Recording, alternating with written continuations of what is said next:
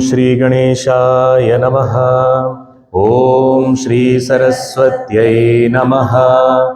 Om Shri Gurubhyo Namaha.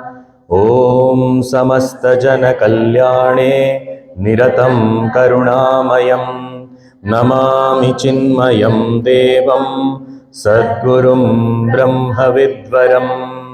Om Mukam Karoti Vachalam Pangum Langhayate Girim Yat Kripatamaham Vande Paramananda Madhavam. Om Parthaya Pratibodhitam Bhagavata Narayanena Swayam Vyasena Grathitam Purana Munina Madhye Mahabharatam Advaitamritavarshinim Bhagavatim Ashtadashadhyayini Amba Tvamanusandadhami Bhagavad Gita Bhavadveshini.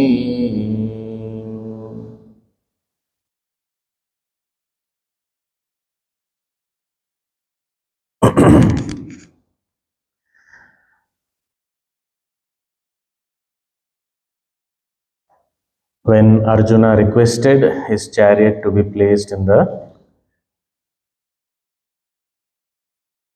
center of the battlefield, in the no man's land, Sri Krishna immediately followed, but he chose where exactly it should be placed. And exactly in front of Bhishma and Drona, the chariot was placed, and Bhagavan Sri Krishna, as though very casually showing around, saying, look, these are the people who have gathered here, whom you have to fight against.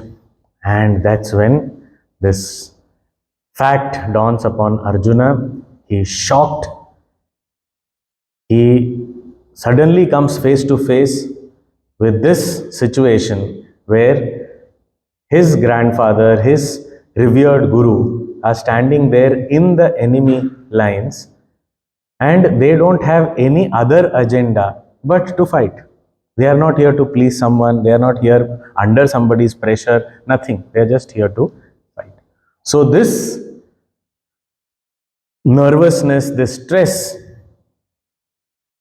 gets so much, and he starts looking at, he wanted to look at the soldiers, the warriors, but he ends up seeing and recognizing various relatives.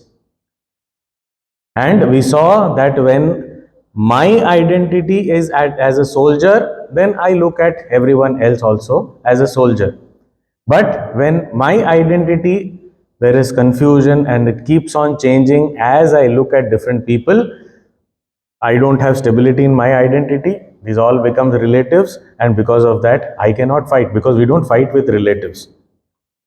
So this condition, suddenly Arjuna is starting to say his own, what he is feeling at the physical level, at the level of the senses, at the level of mind. What is he feeling? What is he going through at that time? What are his symptoms of this anxiety state, neurosis? So here he is saying that, oh Krishna, having seen all these swajana, my own kith and kin, my own family members in both the armies, I am feeling giddy. All my limbs are failing. My mouth is parched. I am perspiring. I am having all my hair stand on their end. And I am not able to hold my instruments. The whole body is burning. The skin is burning, and then the hand is not able to hold. So we see organ of action, organ of sense organs, the body, the various limbs. And Brahmati vacha me manaha, my mind is as though very, very confused, and I am feeling giddy because of that. And not only that, because of that weak mind, nimittani cha pashyami viparitani Keshava. Oh Keshava, I am seeing all these indications are all very, non-conducive. This doesn't seem to be the right thing we are doing. Viparitani nimittani pashyami. And that also we saw, when the mind is very comfortable, when the mind is agreeable, cheerful, positive, that time, whatever be the situation externally, we will interpret to our own, to align with our own mindset. So if I want to do, I have decided I want to do something, then if something is there, that event will be, I'll consider it to be conducive to that. If I don't want to do something, I will consider it to be against that. So it is up to my mind. So my mind, so he is saying, nimittani cha pashyami viparitani Keshava, all these indications I am finding that it is not conducive. Oh, okay. Then he is saying, nacha shreyonu pashyami hatva swajanamahave. In killing our own family members, I don't see any good that will happen. Nacha shreyaha anupashyam. Shreya means everyone's well-being simultaneously. The supreme good is called shreya. Here he is loosely using that word, and he is saying that I am not seeing anybody's well-being here. Nothing good is going to happen. Hatva swajana mahave.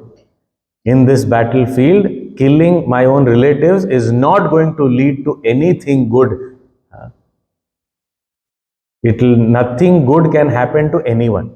किसी का भला नहीं होने वाला by just this. So this is his state, that it is not, nothing is going to help. Nacha shreyo anupashyami hatva sujanamaha. Now the thing is, this statement that he has made, nacha shreyo anupashyami hatva sujanamaha, if we just lift that much statement and just think about it, is it wrong? Killing one's own relatives is not going to lead to anything good. Is it wrong? It is perfectly right. Nobody wants us to kill our own relatives. And killing one's own relatives is not going to lead to any good. That is true. There is nothing wrong in that. So, if we view that thought out of context, it is perfect. Here the problem is not with the thought per se, it is the problem of that thought in this context. Because first, the statement by itself is not wrong. But who is he referring to as relatives? That's where the issue is. And a step before, what did he see? Tatra pashyat sthitan partha pitranatha pitamahan. So he saw his own relatives where he wanted to see yavadetan niriksheham yodhukaman avasthitan. So I wanted to see or have a closer look at the warriors who have assembled here to fight, and I have ended up seeing Swabandhavan.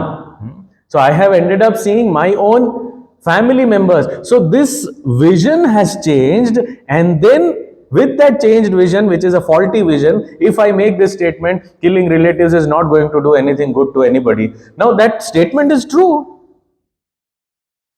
But who are the relatives you are talking about? Which relatives? And what were you thinking about these people just about half an hour before this? Not to go into vanvas and all during your exile and all when you were preparing for this war. Let's not talk about that. Just half an hour before this, what were you thinking about these people? Relatives? Brothers? Suddenly what happened? So now whom you are calling as relatives, they hear the statement, the relationship of killing the relatives and well-being of all. This relationship, as Arjuna says, is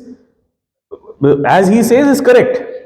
But here the definition of relatives, or what he is referring to as relatives, that is because of his clouded vision. So sometimes we also make right statements in the wrong context. We also have made a wrong assessment of the situation, and based on that incorrect assessment, I draw some conclusion and say, what is wrong in this? There is nothing wrong in this. Out of context, it is perfect. But in this context, your assessment itself is wrong. After that, whatever statement we make, what is the point? So if, for example, Vedanta's very famous example, I see in a dimly lit place somewhere in my garden, I see some snake. I see the snake, I go immediately with a stick and I want to either drive it away or kill it. I'm very scared of snakes. Now somebody who knows that it is not a snake, it is just a rope, and you are by mistake perceiving a snake.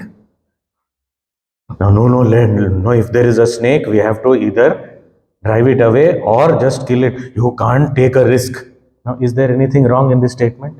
You can't take a risk with snakes. There is nothing wrong. But what are you referring to as snake is a wrong perception. So you should not take, somebody says just pick it up and bring it into the home. You should not pick up the snake from the garden. It is very dangerous. Now this statement, is it right or wrong? It is correct. It is true. You should not pick up. You don't take a risk. So you don't pick up a snake with your hands and bring it into your home. It is not the advisable thing to do. Yes, perfect. But what are you referring to as snake in this context? It is a rope. And if you are going to call the rope a snake, and then you are making all these statements, the statements by themselves stand true, but in this context they are not. So it is an incorrect assessment, and based on that, whatever statements I may make, and that is why whatever is going to follow now, Arjuna is going to talk about lot of things which by themselves are not incorrect. They are acceptable. Some things we may also get some tips from this, that oh, this is what is the right thing. Yes, true, Arjuna is right. But where is the mistake? It is the assessment of the present situation and making these statements based on that incorrect assessment. That is where the problem is. Otherwise, by themselves, whatever he is speaking, there is nothing we can't find fault by its independently when we view that statement. So he is saying that nacha shreyo nupashyami hatva swajanamahave. Now, I don't see anything good happening because by killing one's own relative. Yes. Now, see, Bhagavan Krishna, except for Arjun, look, these are the people who have gathered here. Except for this statement, he has not spoken anything. He is not even responding to Arjuna. He is not indifferent. He is attentively listening, very patiently listening, silently listening. But there is not even a change in Krishna's expressions. So Arjuna is not sure whether he is agreeing to whatever Arjuna is saying or he is disagreeing, whether he understands what he is saying or he is completely out of line. What is happening? He is not getting any feedback. Even now when we are having this class, if everybody's face is straight, it is very unnerving. You don't know whether I am communicating or not. Are you listening? Are you understanding? Am I communicating in any way? Do you agree? Do you understand? Nothing. So if you want to, make the speaker nervous, must have a straight face. And keep looking. So the speaker should know that you are listening attentively, but no response. This really... Are you listening? Am I communicating? Are you understanding? So there is no nod. There is no, no, not this. This is not right. This is not right. Oh, yeah, that is right. I agree with you. Yeah, okay. I can understand what you're saying. No such response. No change of expression. No change of body language. He is just looking at Arjuna. how Arjun feels. Nacha shreyonu pashyami hatva sajanamahave. He said that I don't see anything good happening out of this killing of my relatives. Now he feels that maybe Krishna did not get my point. Or maybe I need to elaborate on that. Maybe I need to, justify my point. So therefore, now he is himself elaborating upon it. And now that's how slowly this is Arjuna. See, we may be right now looking at Arjuna, and because he is like he is like a case study for us, we may be laughing at him also. But the point is, we get into this thought whirlpools like this only. One step, and then we feel the need to elaborate more. We feel the need to express more, explain more, and in that process, we go round and round, more and more, getting caught in the web of thoughts. So that is what is now happening. Slowly, Arjuna is getting into that. So now, verse number 32. Nakankshe vijayam Krishna न च राज्यं सुखानि च किं no राज्येन Govind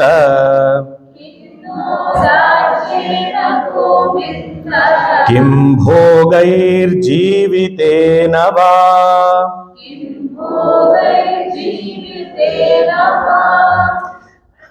Arjuna is saying, "Oh Krishna, aham vijayam na kangshe. I don't desire victory."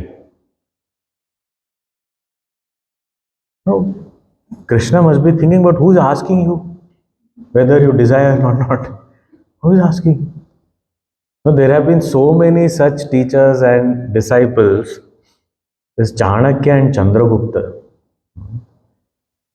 Chandragupta Maurya was a disciple of Chanakya. The very famous Chanakya was a great master in economics and statesmanship. He, at one point, Chandragupta was tired of all these, politics and political games. To some extent, you can take it beyond that. He himself was a very good leader as such. But still, this politics was not everybody's cup of tea. And not that Chanakya was a politician. He was a teacher. But he understood everybody's mind. He knew what was the right thing to do. And he was a mastermind. He knew how to uproot that which is unhealthy for the society and bring the entire society together, give it an identity, and make everyone a patriot. So this kind of scheme he had, and he was kind of executing it. And through Chandragupta, at one point Chandragupta was tired, and he said, "What is this? I am not interested in all this kingdom and all. I can't even, have a little bit of joy in life. What is this?" So Chanakya says that, "Who promised you that I'll give you joy? I never said you're going to get joy. I never said you're going to get rest. I said I will give you the kingdom. I'll make you the king. I never promised rest or joy for you." He said, in the life of a teacher and a leader, there is no joy.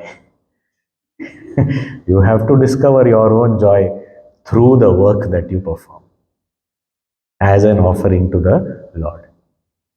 So, I never promised. Who asked you? I don't care whether you're happy or not. For me, the motherland is more important than any individual, even if he be a king. These are the kind of statements he makes. Some of them are shown in our Upanishad Ganga series also as dialogues.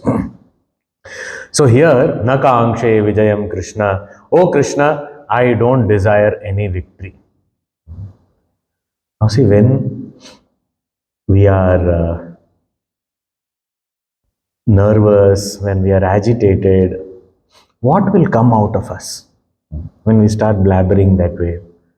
It is when we say that, the psychiatrists and all, they listen to us and, make us speak. These kind of symptoms that he already spoke of, that I am feeling jittery, I am feeling, I'm perspiring and I am feeling giddy and all, that is one type of symptoms. But when we start speaking further, there are internal matters that come out, whatever is inside, deep within, all that surfaces. And that is why they make us speak.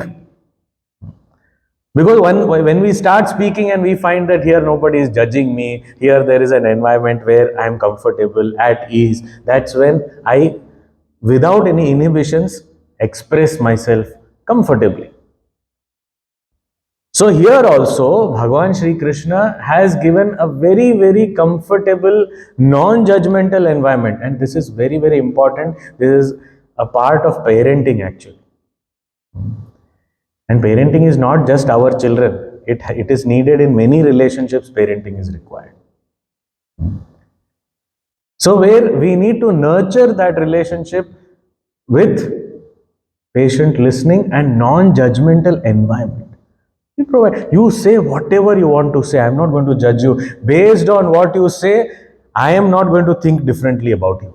This is very important.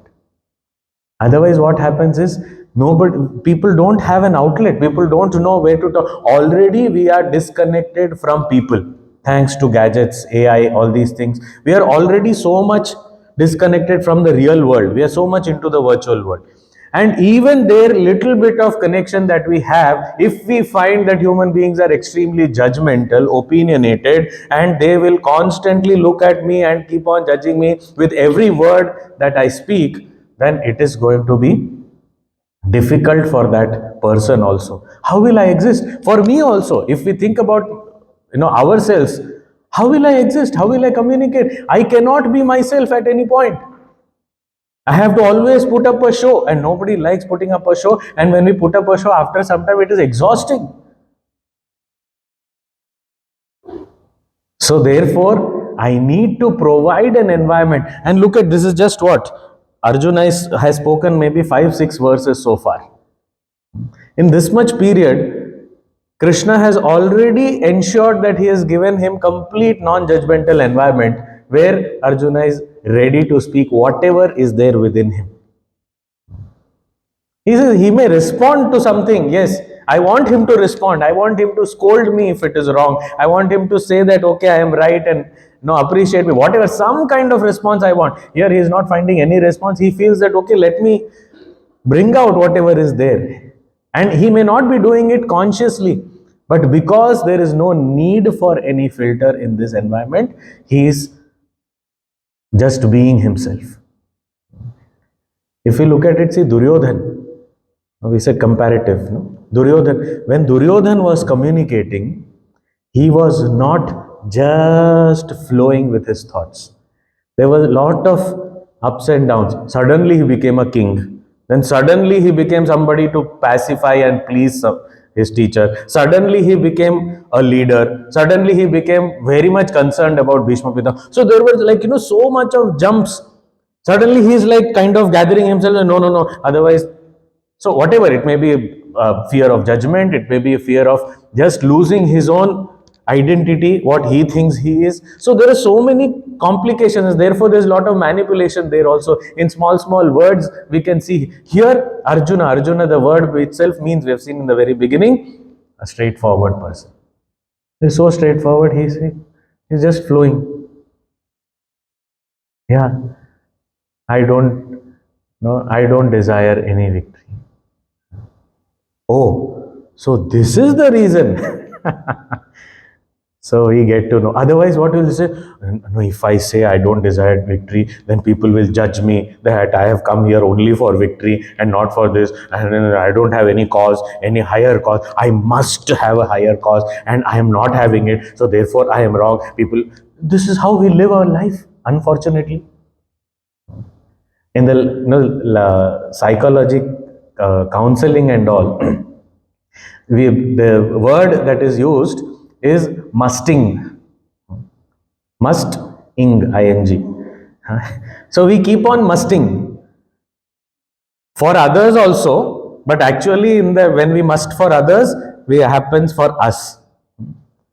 Puja Gurudev also has written a book called We Must. But that must and this must is very different. That we must means what we actually deserve in life and what we need to achieve in this life. That is what Gurudev is saying as we must. But here in small, small things, little tiny things, we say, no, I must do this. I must look like this. I must behave like this. I must talk like this. And unfortunately, today, the very, very young parents, I'm not generalizing, I'm not stereotyping, but many of them, they have this, they burden their little tiny children with this musting. You don't talk like this. Huh? And the child is 8 months old. Now, 8 months old child is going to understand you don't talk like this. It has not started talking also still. You don't shout when uncle is here. What uncle? It doesn't know anything. It is shouting because it's hungry. Simple. So much of musting. It is happening. We are unconsciously doing this. Even for little children and infants, we are doing this. Small toddlers, we are doing this. And that is why in Shishu Vihar and all, we have this environment where they are just themselves. And we encourage that. And in that environment, they are able to learn also. And they also find a place where they are accepted just as they are. And this is required not in some class in a Chinmaya Mission Center. It is required in homes. That is the most important thing. Sometimes we find that children don't share things with their parents and share with somebody else. This happened so many times. Wherever earlier also in this Yuva Kendra members and all, chicks and all, they will come. They will suddenly come and talk about all their, the darkest secrets. They'll come and talk. Just talk for half an hour. They will talk. I say, what should I do? You please tell me.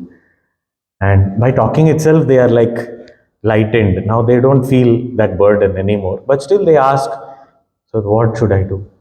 So my question, I have asked so many of them this question. The first question they ask, once they are comforted and they are okay, after that I ask, how long do you know me? It will be a few weeks or a few months maximum. Okay, you know me since a few weeks or months. Achha, how long do you know your mother or father or any other family member, your sibling or someone, elder brother, sister, someone?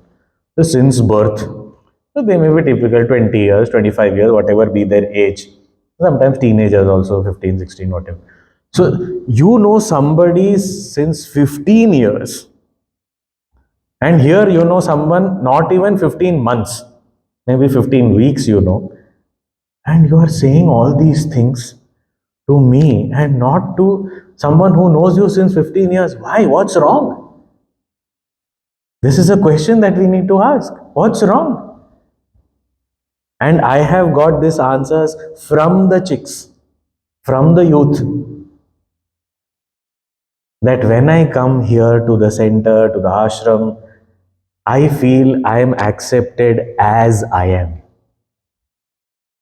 Unfortunately, that is not the environment at home. This part they don't say. But it is unfortunate. So here Sri Krishna is teaching us. See, he is not responding, he is not appreciating, he is not agreeing with him, he is not disagreeing also. He is just given Arjun an environment which is open and say, you say whatever, I am not going to judge you, don't worry. Your speaking is not going to impact your identity as far as I am concerned. So don't worry about it. And this environment is there. They will open up, they themselves will heal themselves. They sometimes don't even need somebody else. So this environment here, Sri Krishna is very successfully provided, and as a result, Arjuna is opening up and now he is saying, I don't desire any victory. And not just that, nacha rajyam sukhanicha, I do not desire the kingdom, I do not desire the pleasures of the kingdom. Now, if we look at it from a judgmental point of view, what is this that he has said? You have come here to fight just for the kingdom, just for the pleasures of the kingdom. You have belittled this war. Arjun, I never expected this from you. This is what we typically would have done. Krishna is silent. He is not responding to him. But he is making sure that Arjuna knows he is attentively listening to every word that he spoke. Na kangshe vijayam Krishna, na cha rajyam sukhani cha. I don't want this kingdom. Acha, I don't want this kingdom. Now see, all these years, he has been, if we look at it, why are they here? Kingdom is the reason, right?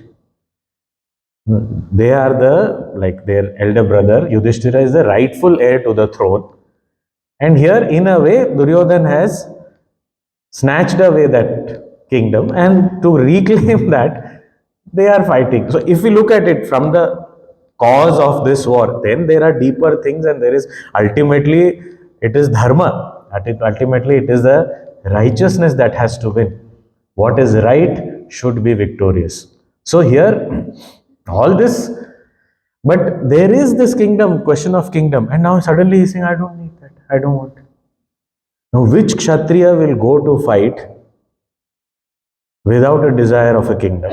Which Kshatriya will go to fight without a desire of being victorious? Is it not suicidal? I don't want to win. Then why are you playing? No, I am just playing for the fun of it. I don't want to win. I won't get affected even if I don't win is a different attitude. I don't want to win is a different attitude. Which means I want to lose. I am agreeing to lose. I give up. Which means I won't put in my best. So I have to have that desire to win. At the same time, have to have that balance that I will not get affected even if I do not win. But I will try my best to win. So the attitude has to be there. Here, na kangshe vijayam. Then why have you come here? Nobody chooses to win, chooses to fight just to lose. Just think there is a sports match arranged, and then, okay, what are you here for? What are you looking for your team? We are here to get out of the tournament in the very first match. This is our desire. All our team members are all here geared up and inspired to just get out and lose the first match itself because we don't desire victory. We are laughing at this, but actually this is how sometimes our mind works. Because whatever Arjuna is saying, it is all an aggregate of all our minds put together. I don't want any victory. I don't want the kingdom. I don't want any pleasures of the kingdom. Okay, go stay in the jungle. That's what Duryodhan also said. Stay in the jungle. No, I don't want. We sometimes glorify being uncomfortable also. I don't want any pleasure, nothing. So somebody is offering, no, not required, nothing required. Somebody is offering food, no, let it be. Then we are hungry, weak, and then unable to do anything worthwhile for ourselves and unable to help others also. So there are extremes that exist. One extreme is, of course, I want everything. I'm entitled to everything. I should get everything. That's a different thing. And there is another extreme where I don't want anything. I don't want. In the name of austerity, I actually starve. That is not required. And if my mind is mature enough to take that kind of a lifestyle, that's a different thing. But I will be constantly thinking about only food when I have already given. I don't want anything. I don't want to eat anything. They should have asked once more at least, Na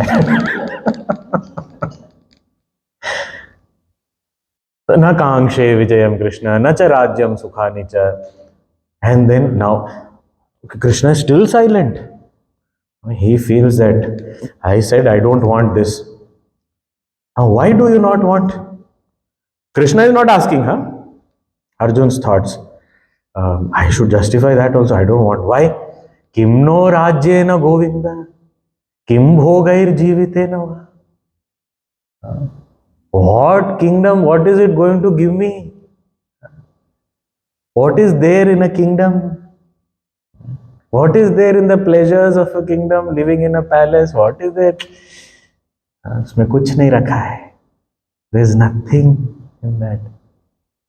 Kim no rajyena govinda? Kim bhogair jivitena? Kim no rajyena. Naha means plural.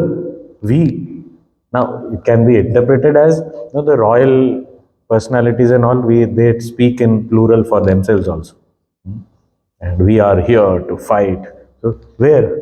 No, we, only we. So, that is also one way of saying. But here, it can also be thought of, because he makes such statements further also. We means we all. What is there for all of us in a kingdom? Speak for yourself, please. There Bhima is ready to knock out everybody's head. Don't speak these kind of things to him. So, Kim no rajyena govinda?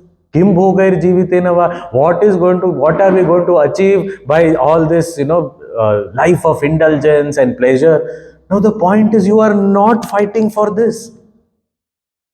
That is not the purpose. You have not come here for this at all.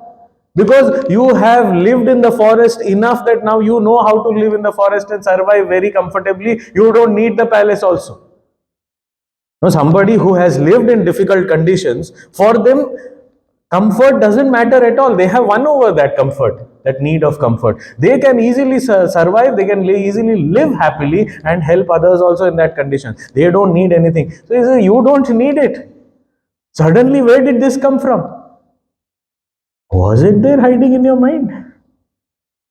That I want some pleasure, I want to live in the palace, I want to be, happy. So, was this also going on? Could be. Because it happens in our minds. Yes, of course, it is possible. And he is not filtering anything. Kim ro rajyena govinda, kim bhogair jivitena va? Krishna is still silent. Still no response. Whether for, against, nothing, accepting, non-accepting, nothing. He's just looking and attentively listening. So he is listening to me attentively, but does he agree with me or not? Okay, he's not saying anything. Okay, let me speak. Let me continue. Why I don't feel there is nothing in this kingdom, there is nothing in this pleasures and life of indulgence. Why do I feel so? So now further, he is substantiating his own viewpoint. He is saying further in the slok number 33. Yeshamarthe kangshitam naha Rajyam bhoga sukhani cha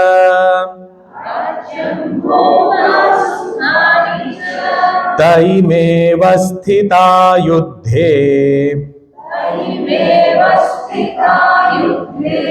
Pranam styaktva dhanani cha.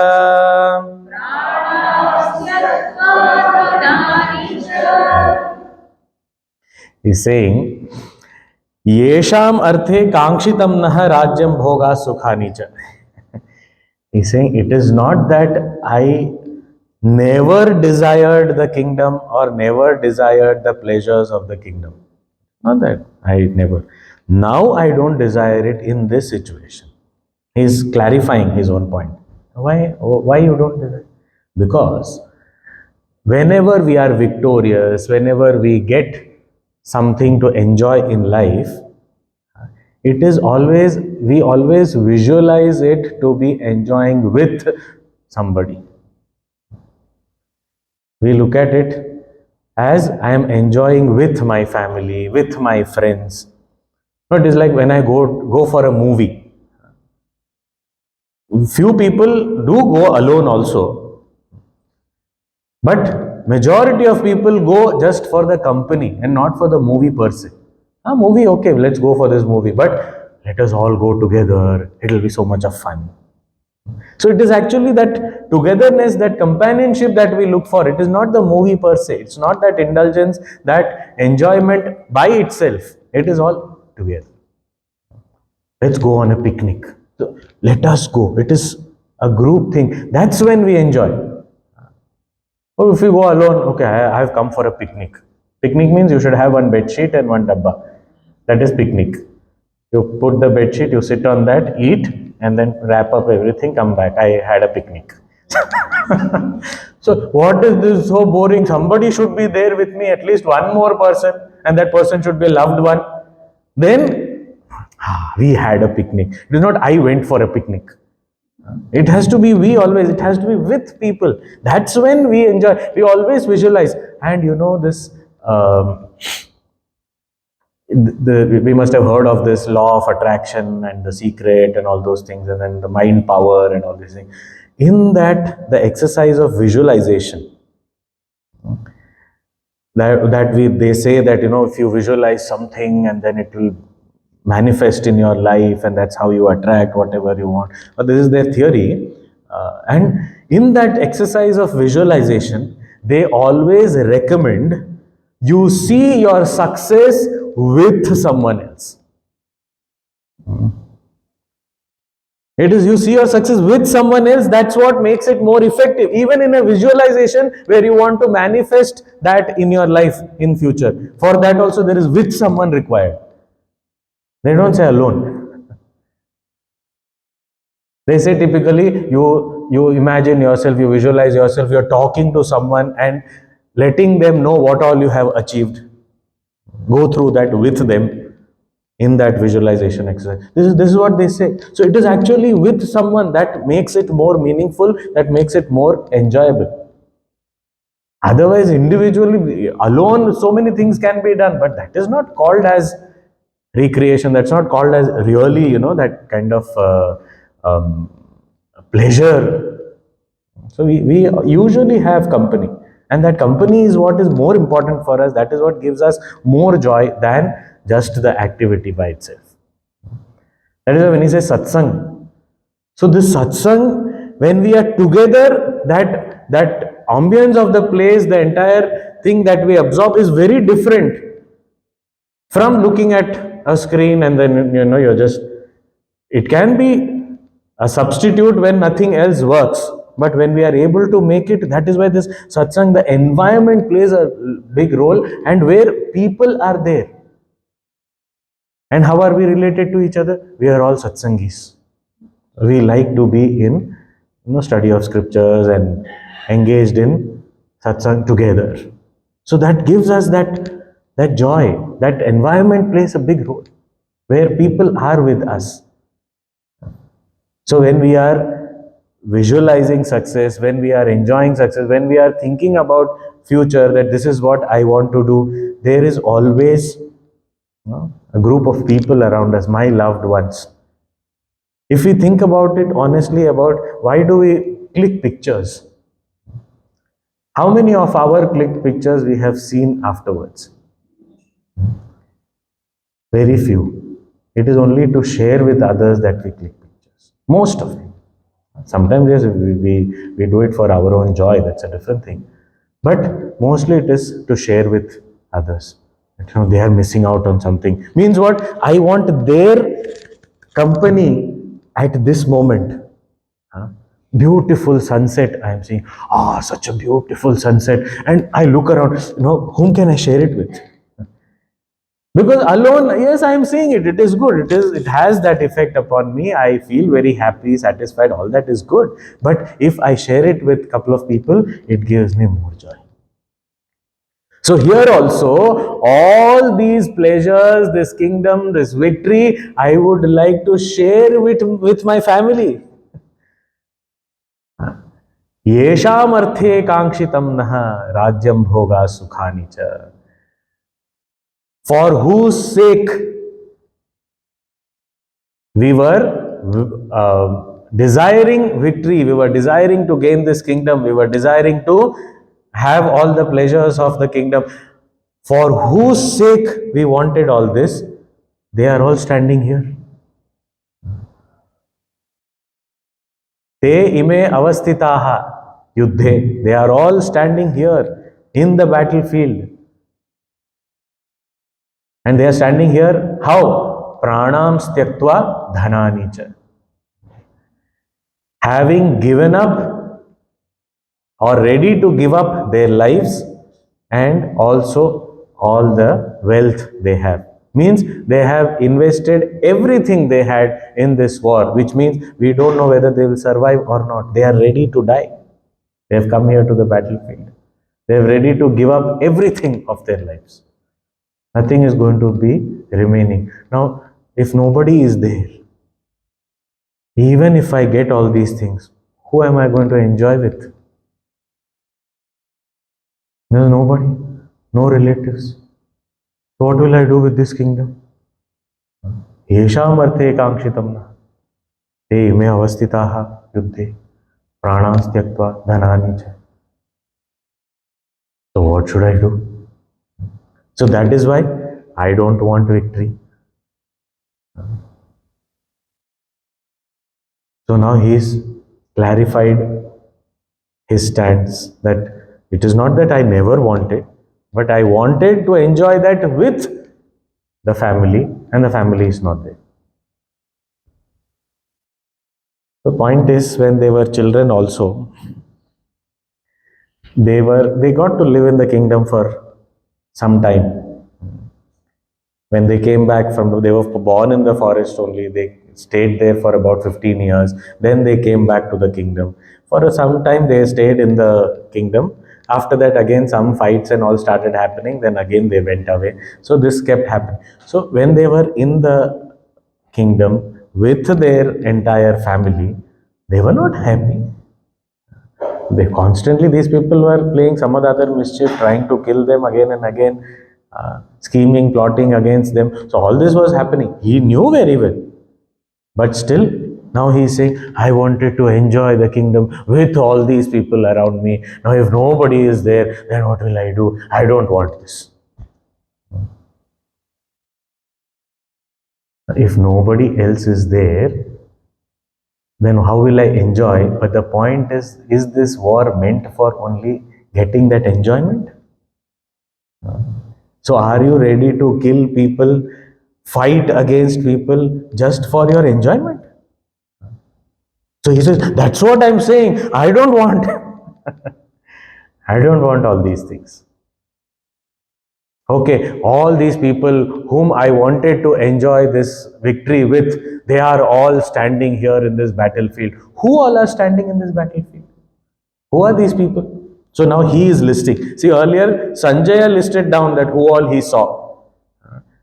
Tatra pashyat sthitan partha pitrunatha pitamahan. We saw that the entire list was given by Sanjay. Now Arjuna himself is giving the list of people whom he is seeing in the battlefield. He is in the center and he is looking at both the armies and he is saying, who are these people with whom I wanted to enjoy this entire victory, and now I do not seem to want it because these people only are standing here ready to fight. Who are they?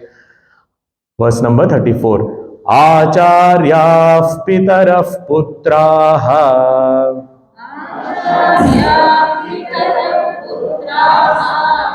put tathaiva cha pitamaha matula shvashurah pautraha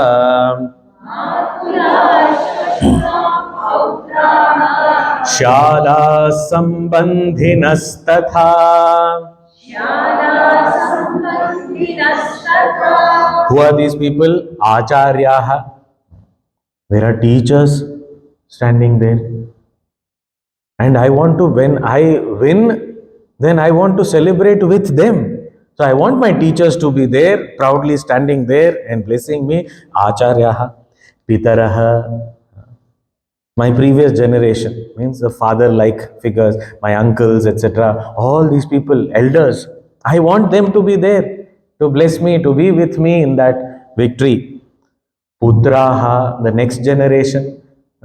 I want sons, etc. also, sons, nephews, etc. They also should be there in that celebration. How can I celebrate without them? So they also should be there. Okay, putraha. Tathaiva cha pitamahaha, grandfathers. So the previous generation, previous to previous generation, the next generation, my own generation. What is my own? Matulaha, my maternal uncles. Shwashuraha, fathers-in-law. Pautraha, grandsons. Shyalaha, brothers-in-law. And Sambandhinaha, like that, all relatives. So all these relatives and all these previous generations, next generations, my own generation, everyone I want in my victory party. Now, if all these people are ready to fight and most of them will not survive, what party? Who will I invite? Who will come? Who will celebrate? I won't like something like that. Even if it is victory and if it has to be acknowledged, somebody has to be there to acknowledge. Now, all those have gone. Now, who will acknowledge that I have won? No media, all media house leaders are also standing here. So, no photo in the paper, no interview in the TV, nothing is there because everybody is standing here. So, just converting it to today's day and age. Who will click my photo and put it on Instagram? Winner, Arjuna. Who will say? Nobody is there. No one will do anything. No one will be there. I won't be able to celebrate with anybody. What will I do? This doesn't seem to be. And he says, this next verse we can read. Etan nahantumicchami gnatopi madhusudana api trailokya rajyasya hetoh kim nu mahi krite.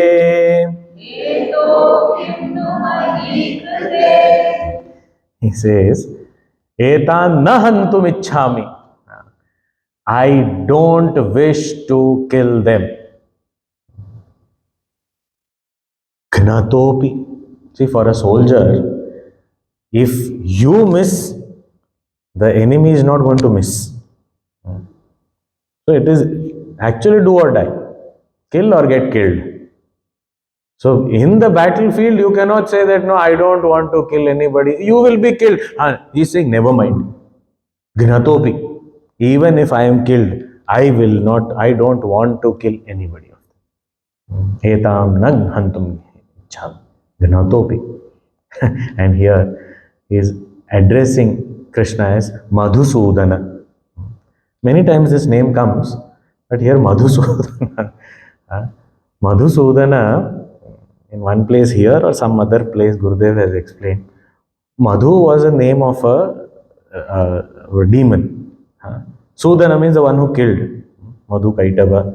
So this Madhu demon was killed by Bhagavan. So he says that you have a record of killing many people, but they were all demons. Here, this is my family. So Madhusudana, yes, you have killed many, but they were all demons. They were not related to you. Krishna would have just internally smiled and said, what about my uncle?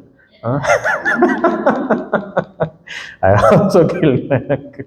So, but the point is, it is not the relatives that matter here. But here he is saying that, this is not your situation, Krishna. You don't say that, I have done all that. Because sometimes people become very insensitive. Sometimes this is also something that we need to learn at this juncture. Sometimes when somebody is talking about their incapacity to accept something, digest something, do something, deal with something, and that time we say, oh, I have done all these things, oh, it is not very difficult. If it was not difficult, then why that person is struggling so much? And why that person is telling me so much? It is not difficult for me because I have done it. But when I did it for the first time, and okay, this was not difficult, but there are so many things which are difficult for me. For me, it is not difficult. I can do whatever I can. I can go with the gun and go to the border, and I can protect the frontiers of my country, and I can kill the enemy. I can do that. Yes, very good. You are very brave. But when you come home, there's a little lizard or a cockroach, and you jump on the chair or the couch. Oh, somebody take this away. Somebody take this away. Now we have our own fields of fear. It is not necessary. Oh, I have done this. This is not a big deal.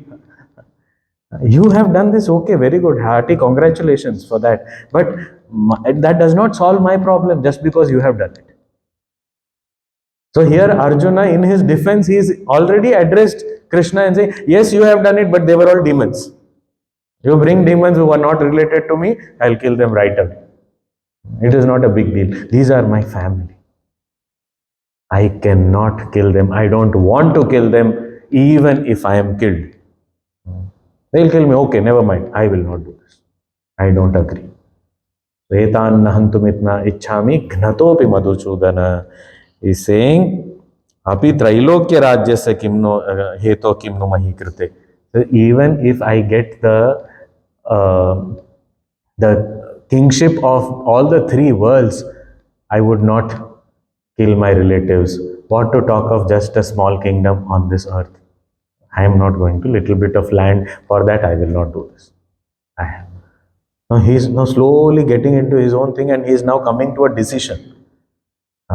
Completely confused, but coming to a decision.